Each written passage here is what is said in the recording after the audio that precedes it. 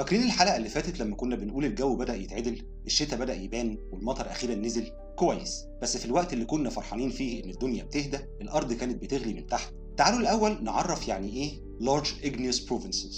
أيوه، الاسم معقد بس ببساطة. Large يعني ضخم، Igneous يعني نارية، يعني ناتجة من المجمع، وبروفنسز يعني مناطق، يعني ببساطة مناطق كاملة من الكوكب اتقلبت مصانع حمم بركانية كانت بتنفجر وتسيح المجمع على السطح كأنها بتعمل بيتزا بتشد بعيد، بس بيتزا بالمتر. طيب ايه اللي حصل فعليا؟ من اول الترياسي الارض دخلت موجات نشاط بركاني مرعب، مقاطع بركانيه كامله زي السنترال اتلانتيك ماجماتيك بروفينس او الكامب، ودي مناطق كامله في امريكا الشماليه وافريقيا واوروبا اتغطت بطبقات سميكه من الحمم.